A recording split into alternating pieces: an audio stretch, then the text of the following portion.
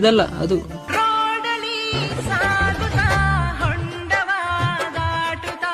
ಜೀವವೇ ಬಾಯಿಗೆ ಬಂದಂತಿದೆ. ಹಾಡಲಿ ಹಾಡುತ್ತಾಯಿ ರಸ್ತೆಯ ಬಗೆ ಹೇಳಲು ನಾಚಿಕೆ ಆಗಿದೆ ನಿಮಗಿಲ್ಲವೇ? ಅಯ್ಯೋ ಅಯ್ಯೋ ನಮ್ಮರ್ಗ್ಯಾರ ಗತಿ ಹೇಳೋರ್ ಕೇಳೋರ್ ಇಲ್ಲ ಈ ಸತಿ. ಅಯ್ಯೋ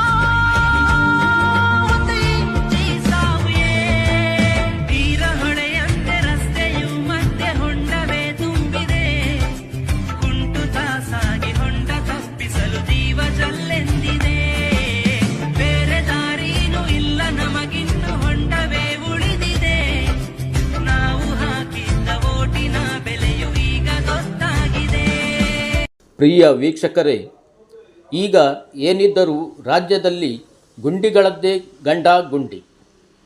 ಇಲ್ಲಿ ಪರಸ್ಪರ ತೋರು ಬೆರಳು ತೋರುವುದರಲ್ಲೇ ಸಮಯ ವ್ಯರ್ಥವಾಗುತ್ತಿದೆ. ಆಡಳಿತ ಪಕ್ಷ ವಿರೋಧ ಪಕ್ಷಗಳ ಎಲ್ಲೆ ಮೀರಿದ ಮಾತುಗಳ ಗಂಡಾಗುಂಡಿ ಅಸಲಿ ಗುಂಡಿಗಳ ಸಮಸ್ಯೆಯನ್ನೇ ಮರೆಮಾಚುತ್ತಿದೆ.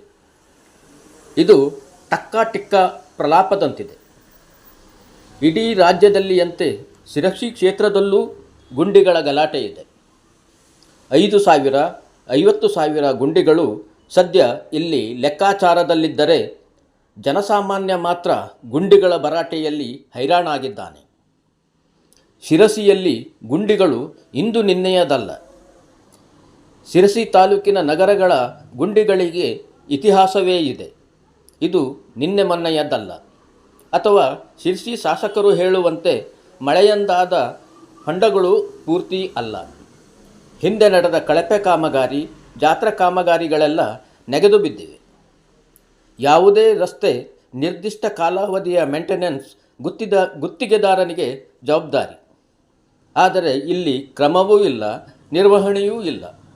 ಹಾಗಾಗಿ ಇಲ್ಲಿ ಎಲ್ಲಿ ನೋಡಿದರಲ್ಲಿ ಹೊಂಡಗಳಾಗಿ, ಆ ಹೊಂಡಗಳಲ್ಲಿ ಕಮಿಷನ್ ದಂಧೆಯ ಮುಖವಾಡಗಳು ಗೋಚರಿಸುತ್ತಲಿರುವುದು ಸುಳ್ಳೇನೂ ಅಲ್ಲ.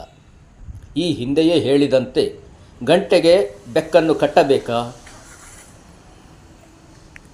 ಪೃಥ್ವಿರಾಜ್ ನ್ಯೂಸ್, ಶಿರಸಿ, ಉತ್ತರ ಕನ್ನಡ.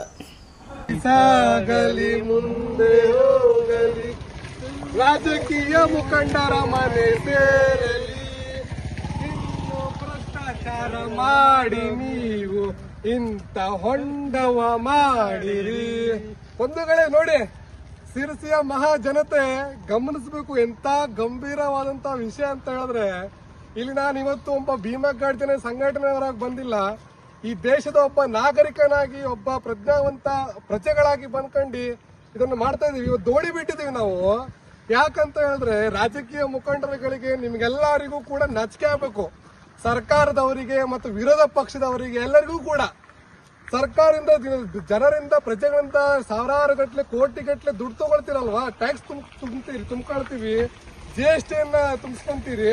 ನೋಡಿ ಎಷ್ಟು ತೊಂದರೆ ಆಗ್ತಾ ಇದೆ ಅಂತ ಹೇಳಿದ್ರೆ ಗಮನಿಸಬಹುದು. ನಾವೀಗ ಸುಮಾರು ಬಸ್ ಸ್ಟ್ಯಾಂಡ್ ಇಂದ ಈಗ ಇದು ನಮ್ಮ ಶಿರಸಿ ದ್ವಾರ ಬಾಗಿಲು ಇಲ್ಲಿ ತನಕ ಕೂಡ ಹೊಂಡಮಯ. ಮೊನ್ನೆ ಯಾವತ್ತೋ ಒಬ್ಬ ರಾಜಕಾರಣಿಗಳು ಬಂದು ಶಿರಸಿನ 50,000 ಹೊಂಡಗಳನ್ನು ನಾವು ನೋಡಿದೆ ಅಂತ ಹೇಳ್ತಾನೆ ಪುಣ್ಯಾತ್ಮ. ನಾನ್ ನಿಮ್ಗೊಂದು ಮಾತು ಹೇಳಲಿಕ್ಕೆ ಇಷ್ಟಪಡ್ತೀನಿ. 50,000 ಹೊಂಡಗಳು ಈ ಸರ್ಕಾರದಲ್ಲ, ತಮ್ಮ ಆಡಳಿತ ಇರ್ಬೇಕಾದ್ರೆ 49,500 ಹೊಂಡಗಳು ತಮ್ಮ ಆಡಳಿತದಲ್ಲೇ ಆಗಿರುವಂತದ್ದು. ಅದಂತ ಗಮನಿಸಿ. ಇಲ್ಲಪ್ಪ ಮೊನ್ನೆ ಕೊಡ್ತಾನೆ ಏನಂತ ಕೇಳಿ 50,000 ಹೊಂಡಗಳನ್ನು ನಾವು ನೋಡಿದೆ ಅಂತ ಹೇಳ್ಕೊಂಡು, 49,500 ಹೊಂಡಗಳು ನಿಮ್ಮ ಆಡಳಿತದಲ್ಲಾಗಿದ್ದು, ಇನ್ನು 500 ಹೊಂಡಗಳು ಈ ಆಡಳಿತದಲ್ಲಾಗಿದ್ದು. ನೀವು ನಿಮ್ಮ ಏನು ರಾಜಕೀಯ ಪಕ್ಷಗಳು ಏನೇನು ಇದ್ದೀರಲ್ವಾ, ನೀವು ಜನರನ್ನ ಒಂದು ತೊಂದರೆ ಸಲ್ಲಿಸ್ತಾ ಇದ್ದೀರಾ. ನೋಡಿ ಅಲ್ಲಿ ನೋಡ್ತಾ ಇರ್ಬೋದು, ಅಲ್ಲಿ ಗಮನ ನೋಡಿ ಎಷ್ಟು ಅಪಾಯ. ಮತ್ತೆ ನಮ್ಮ ದೇಶ ಎಕನಾಮಿಯಲ್ಲಿ 4th largest ಕಂಟ್ರಿ ಅಂತ ಹೇಳ್ತೀರಾ. ಹಂಗ್ ಉತ್ತಾರ ಮಾಡ್ತೀವಿ, ಹಿಂಗ್ ಉತ್ತಾರ ಮಾಡ್ತೀವಿ ಅಂತ ಹೇಳ್ತೀರಾ.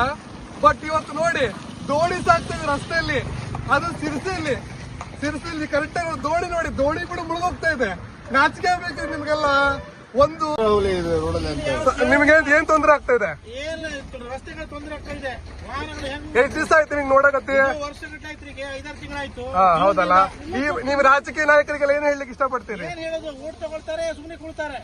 ಎಲ್ಲ ಪಕ್ಷದವರು ಆದರೆ ಪಕ್ಷನ ಅದೇ, ಎಲ್ಲ ಹಣೆ ಮಾಡೋಣ ಅದೇ. ಯಾರು ಹಣೆ ಬರ ನಿಮ್ ಮುಂದಿನ ಸಲ ನಿಮ್ಗೆ ರಾಜಕೀಯ ಯಾರು ಓಟ್ ಹಾಕ್ಲಿ ಮತ್ತೆ ನೀವು ಓಟ್ ಹಾಕ್ತೀರಾ? ಬರ್ಲಿ ಕೇಳಲಿಕ್ಕೆ ಓಟು. ಹಾ, ಇದೇ ಗುಂಡಿ ತೂತೂರಿಗೆ ಓಟ್ ಹಾಕೋದು. Very good very good very good.